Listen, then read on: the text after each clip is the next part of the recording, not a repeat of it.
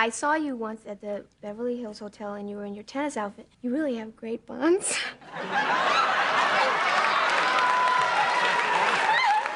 does.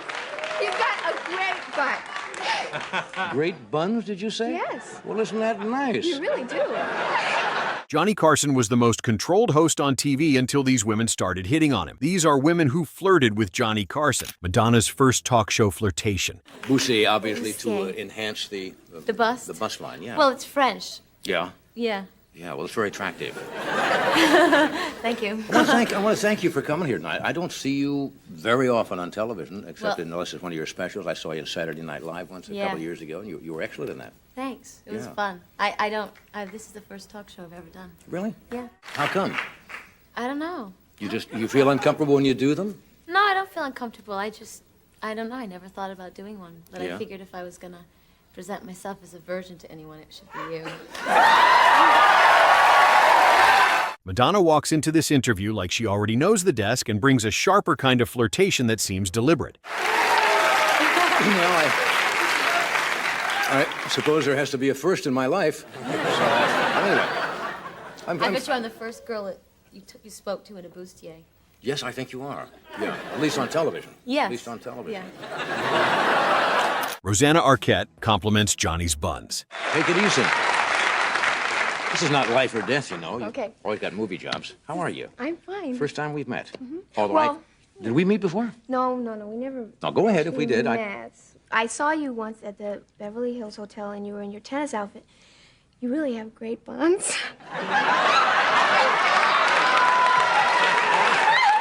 He does. You've got a great butt. Great buns, did you say? Yes. Well, isn't that nice? You really do. You are a marvelous guest. Rosanna Arquette gives one of the most direct flirtatious moments because she actually turns the attention back onto Johnny's body. Anytime. No, well, that's... I swear. My girlfriend and I was like, my God, look at his... Yeah, he's... Really? Well, guys usually say that about girls. Yeah. You know, it's nice. Well, that's nice to hear anyway. it's true. We're going to get along just well. Yeah. Anyway, things are going... You've had a lot of success for being young, haven't you? Really? Dyan Cannon laughing about dating Johnny. Hi, sweetheart. Ah, sure, sweetheart, now. You want to know something? Sure, now it's sweetheart. What do you mean now it's sweetheart? Well, now that you're married, sure. Now. What, do you think that I treated you differently before I was married? Oh, sure. I came to your dressing room to say hi, how are you, as old friends, and, oh, now it's just hugs and kisses and how are you, now that you're off the shelf. John Cannon brings a different kind of flirtation because there's real history sitting underneath the jokes, as the clip has extra charge because she and Johnny had dated, making her laughter make the subject feel alive instead of buried. I hope you'll be very happy, or best wishes, or my fond felicitations, or... Happy life. Or happy life, or lots of those kind of things. But that's what you're supposed to say. What do you feel like saying? Why did you do it? You told me on this show more than once. Dolly Parton. Forward all the time to doing this show. I've been excited for a month because people think me and you're great friends, and I feel like we are. Yeah. Even though I only know you from the panel, and you came by the dressing room to say hello a while I did, ago, but you were and busy. I was in the I back didn't know. putting on a petticoat. Just knock on the door, say hi. anyway, Hear this the voice crowd- coming from somewhere. I can't talk now. But anyway, the crowd's always great, and Yeah. they're no different tonight. Yeah, you're looking sensational. I had a telegram today. I was going to have my secretary, Drew, answer it, but since I can save some money this way, I'll answer it on the air. Writing a song for Johnny. Dolly Parton's flirtation with Carson works because it feels sweet and completely controlled by her. I can't be there. Well, I know you can't be there, but that's nice they'd send that, and nice Isn't of that you nice? to at least want to be. I was real flattered. I'd like to see that they Parkway. did this. It's the... Well, actually... Carol Wayne's first appearance. A pledge that says, I like girls. Oh, that's nice. How are you? I'm fine, thank you. My golly, you do look... We've had your sister on this show several times, haven't we? Nina Wayne? Yes, my sister, the movie star. That's right. She was working at the Copacabana, if I remember. Latin Quarter. Latin Quarter. I don't remember. And she came on this show, and they saw her on this program, and she went to She just did a great movie. She just did a great movie. Jack Lemmon, Elaine May, and Peter Falk. Is she in that? Yes. I haven't seen that yet. You sound like her, too. Oh, I guess it's because we have the same mother and father. That would probably do it, wouldn't it? We'll probably do it. Carol Wayne's first Carson appearance feels like the start of a recurring flirtation style that became part of Tonight Show history, as she brings a breathy, exaggerated glamour that Johnny immediately knows how to play against. Your staff doesn't like girls, though. Our staff doesn't like girls? Why not? Oh, they put in the, Cassandra Peterson, turning the desk into a double entendre. They sold these glasses in the Los Angeles area, and somebody said they sold 1.5 million or 2 million pair. 2.4 million. Yeah, 2.4 million. How did it go? How did the show? What was the reaction to the show? It was very good. I guess some people didn't get the 3D effect quite as well. Yeah. I think it's because you have to have the bigger your set is, right, the bigger my set was. Cassandra Peterson arrives with flirtation already built into the character, as Johnny doesn't have to search for the joke because the costume voice, hair, and deadpan delivery create the setup immediately.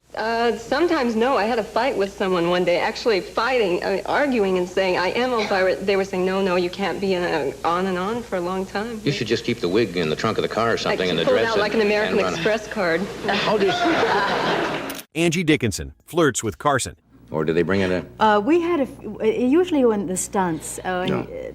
I can't think of a specific scene. You know, I'm so careful not to get in trouble. One of the hardest things for me to do, was learning card tricks. And you are the greatest card... Why didn't you call me? I used to do that as a kid. Yes, but you were not available.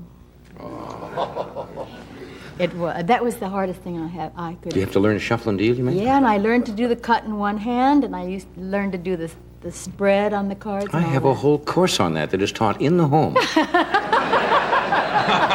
Angie Dickinson's card trick segment has a slow, relaxed flirtation that comes from closeness more than dialogue, as the setup gives Johnny a reason to lean in, watch her hands, and guide the moment carefully. That one? That's the one I had. Can you make them smaller and smaller and smaller? What? Oh, sure. If you push them down a little bit, you know, the cards actually can get real small down. So finally there's nothing left. Anyway, we'll do this. We'll be right back. Liv Ullmann, discussing flirting and marriage.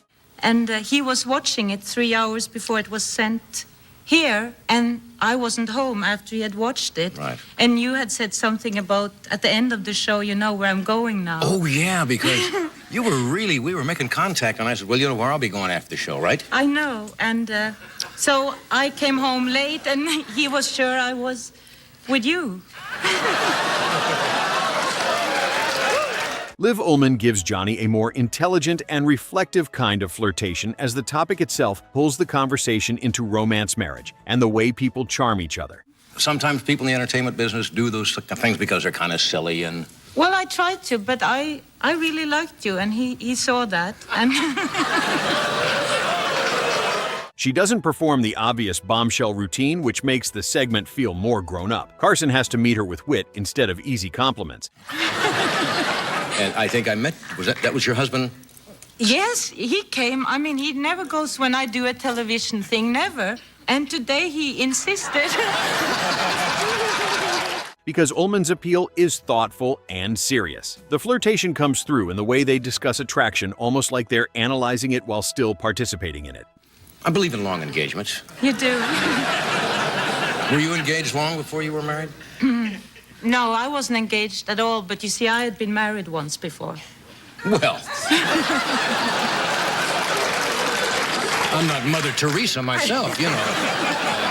Johnny seems intrigued by her directness because she can be warm without becoming silly. Carson's questions become more thoughtful, matching her level rather than defaulting to his usual charm offensive. The audience watches two genuinely smart people navigate attraction through conversation, proving flirtation doesn't require giggling or batting eyelashes. Her Norwegian accent adds exotic appeal without feeling like she's performing foreignness for effect. Zaza Gabor's old flirting glamour. Yes, very good. I was asking Miss Gabor. Oh, I'm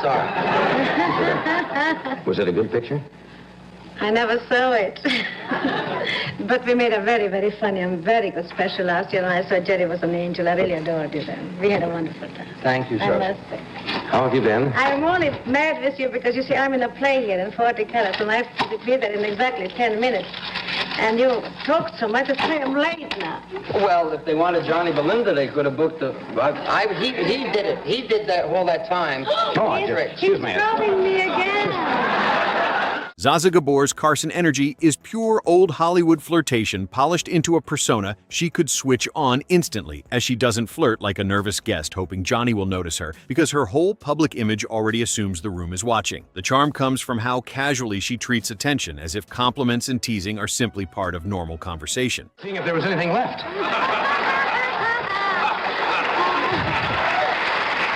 Little odds and ends, a bauble here. I wanted to say one thing, darling, before I say. You're probably tired of talking about that, aren't you? I looked at you in a green room, and you look so divine in what you have on. You should wear that more often. Johnny plays well against that because he understands she's not only a guest, but a character with decades of glamour behind her. With Jerry Lewis in the mix, the segment has an extra layer of performance because everyone is trying to control the comic temperature. And I don't often make compliments to you. Yes, you do. I do. I'll always like a look, but this outfit is divine. Thank you. That's very nice. Well, anyhow, you know I was robbed here a couple of weeks ago. In No, you're my kidding. own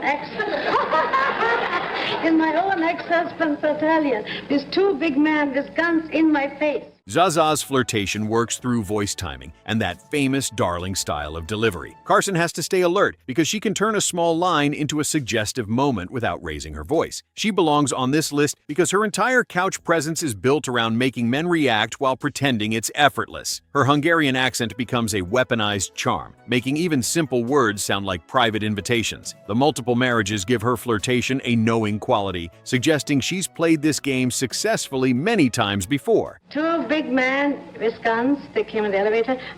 How do you like this, by the way? You can't get batteries for it, I know that.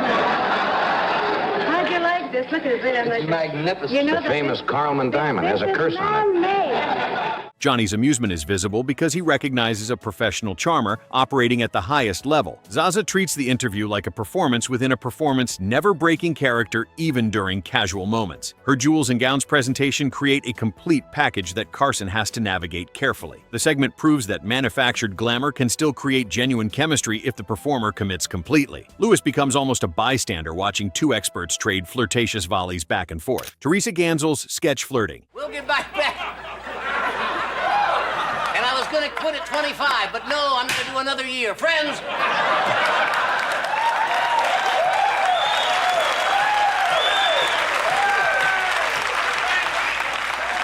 Should have just quit and hit tennis balls. I don't need this. We'll get right back to our feature friends. Sammy Davis, Betty Ford, Tennessee Ernie Ford, and KY, the Wonder Jellyfish, in Sabu gets us in. That's right, friend. First, friends, are you overweight? Do you find yourself sucking the filling out of Twinkies and returning them to the store claiming they sold you blanks? Teresa Ganzel is a strong pick because her flirtation with Johnny was built into the whole Tea Time movie sketch format, as she wasn't just sitting across from him as a normal guest, but played the recurring matinee lady role in Carson's sketch world. Her character leans into exaggerated sweetness, wide-eyed attention, and obvious physical comedy, while Johnny plays Art Fern, trying to keep the ridiculous fake movie segment moving. The flirtation works because she gives him exactly the kind of bubbly, suggestive energy that lets him react, pause, and turn a look into a punchline. Johnny's comedy here depends on pretending he's in control, even though Ganzel's presence keeps pulling the bit toward innuendo. She makes the exchange feel playful rather than crude, because the character is silly, glamorous, as well as clearly in on the joke. We sell a breakfast cereal that is really will clean out your system, and that is called, of course, Quaker Puff Fire.